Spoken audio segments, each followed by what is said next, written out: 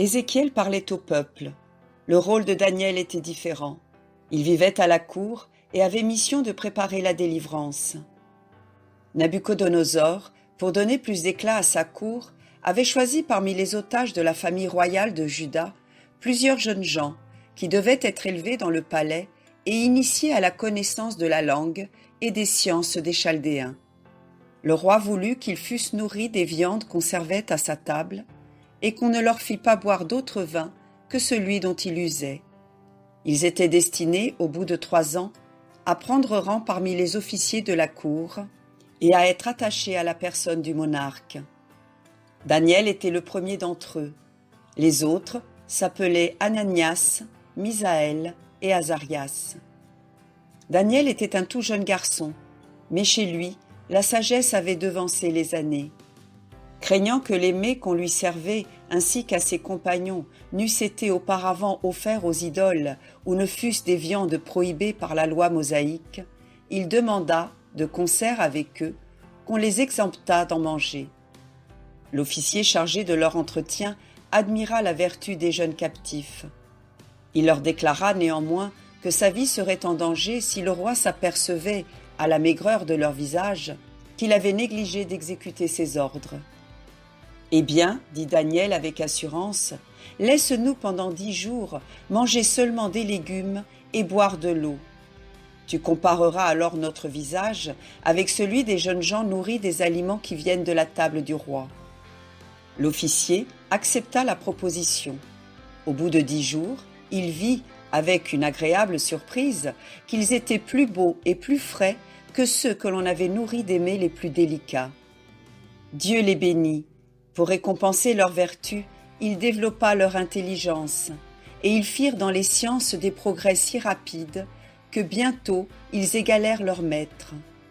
Daniel, en outre, reçut le don de prophétie et la faculté d'interpréter les songes. Le premier événement où parut d'une manière éclatante l'esprit de prophétie dont Daniel était animé fut la délivrance de la chaste Suzanne. Les Juifs établis à Babylone n'étaient pas soumis aux lois des Chaldéens. Ils avaient obtenu de Nabuchodonosor l'autorisation de se juger eux-mêmes. Tous les ans, on choisissait parmi eux 2 anciens qui rendaient la justice et se prononçaient sur les différends. Une année, on choisit 2 vieillards en apparence vertueux et habiles. Parce qu'ils avaient tous les dehors de la religion, on les supposa pénétrer des sentiments qu'elle inspire. On se trompa, et cette erreur faillit être fatale à l'innocence.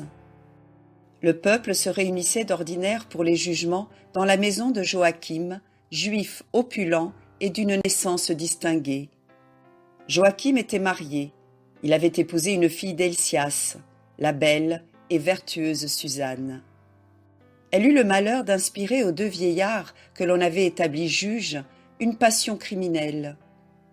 Un jour qu'elle était seule dans son jardin, ils voulurent la porter à offenser Dieu, la menaçant de la perdre si elle refusait de céder à leurs désirs. Suzanne soupira. « Je ne vois, dit-elle, que péril et angoisse de toutes parts, mais j'aime mieux tomber innocente entre vos mains que de pécher devant le Seigneur. » Cette réponse excita leur courroux. Ils se mirent à pousser de grands cris et accusèrent indignement Suzanne d'adultère. Le lendemain, le peuple étant assemblé chez Joachim, la jeune femme fut appelée devant les juges. Suzanne comparut entourée de ses parents. Son visage était inondé de larmes.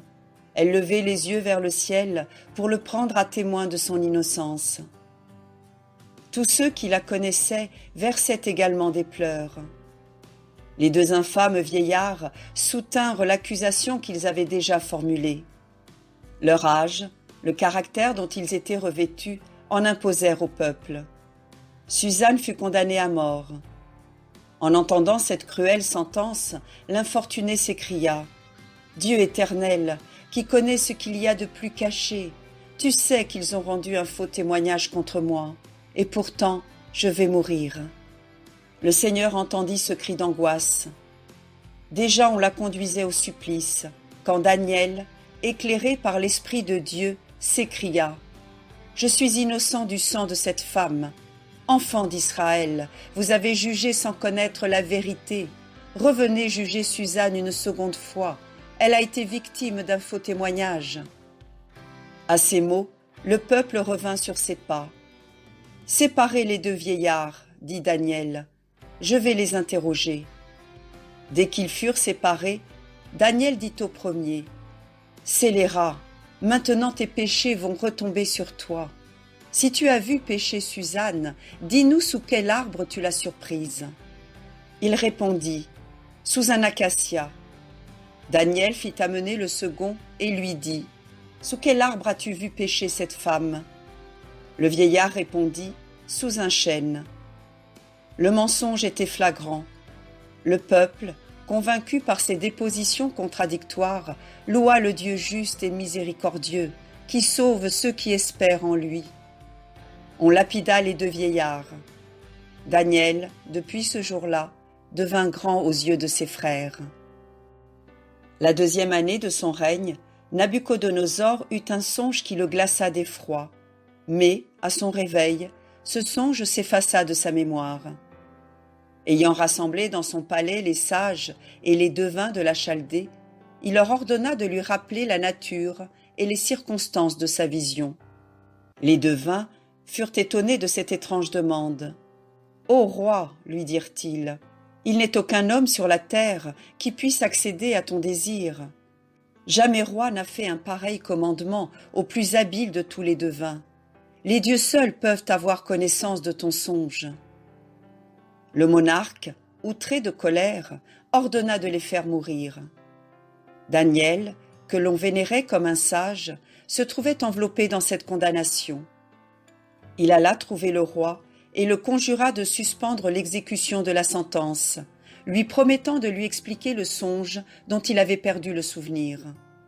Il se renferma ensuite dans sa demeure et pria avec instance celui qui donne la sagesse aux sages de bien vouloir l'éclairer. Le délai expiré, il se présenta à Nabuchodonosor. « Les sages, les mages et les devins, dit-il, ne peuvent faire connaître au roi le songe qui l'a troublé. Mais il est au ciel un Dieu qui révèle les mystères les plus cachés. C'est lui qui, dans l'obscurité de la nuit, t'a montré les événements qui doivent arriver dans les temps à venir. Ce secret m'a été révélé et je vais te le faire connaître. » Le roi et toute sa cour écoutaient avec admiration. Daniel commença ainsi. « Tu songes, ô roi, à l'état présent de ton empire et aux divers changements qui pourraient se produire dans les siècles futurs. Sur cette pensée, tu t'es endormi et tu as vu devant toi une grande statue. Elle était d'une hauteur extraordinaire et son regard était terrible. Elle avait la tête d'un or très pur, sa poitrine et ses bras étaient d'argent, son ventre et ses cuisses de bronze, ses jambes de fer. Les pieds étaient en partie de fer et en partie d'argile. Tu considérais attentivement cette vision lorsqu'une pierre s'est détachée d'elle-même de la montagne.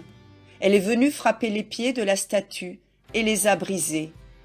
Alors, le fer, le bronze, l'argent et l'or se brisèrent aussi et furent réduits en poudre, comme la poussière que le vent emporte pendant l'été. Ils disparurent sans laisser aucun vestige, mais la pierre devint une grande montagne qui couvrit toute la terre. Nabuchodonosor restait muet de surprise. Il ne put proférer aucune parole. Le prophète continua. « Tel est ton songe, ô roi. En voici maintenant l'interprétation. Tu es le roi des rois. Le Dieu du ciel t'a donné l'empire, la puissance et la gloire. C'est toi qui es la tête d'or. Après toi s'élèvera un autre royaume, inférieur au tien. Il est symbolisé par l'argent. Il en viendra un troisième, figuré par le bronze, qui s'étendra sur toute la terre. Le quatrième sera comme le fer, il brisera et réduira tout en poudre. Mais tu l'as remarqué, les pieds de la statue étaient mi-partie de fer, mi-partie d'argile. Ce royaume, si fort et si terrible, sera donc aussi fragile et vulnérable. Alors le Dieu du ciel suscitera un royaume qui ne sera jamais détruit. Sa puissance ne passera pas à un autre peuple. Il renversera tous les empires et il subsistera éternellement. » En entendant le prophète dérouler ainsi devant ses yeux la succession des empires qui devaient occuper tour à tour la scène du monde, Nabuchodonosor ne put se contenir. Se figurant que Daniel était un dieu caché sous la figure d'un homme, il se prosterna à ses pieds et voulut lui offrir de l'encens et des sacrifices. Daniel l'en empêcha. Nabuchodonosor, revenu enfin de sa surprise, s'écria « Oui, le Dieu que tu sers est le Dieu des dieux et le maître des rois. Il connaît tous les secrets de l'avenir, puisque par son secours, tu as pu pénétrer des mystères impénétrables aux mortels. » Le roi donna à Daniel le gouvernement de la Babylonie et, à sa prière, il établit ses compagnons Ananias, Misaël et Azarias, intendants des ouvrages dans cette même province.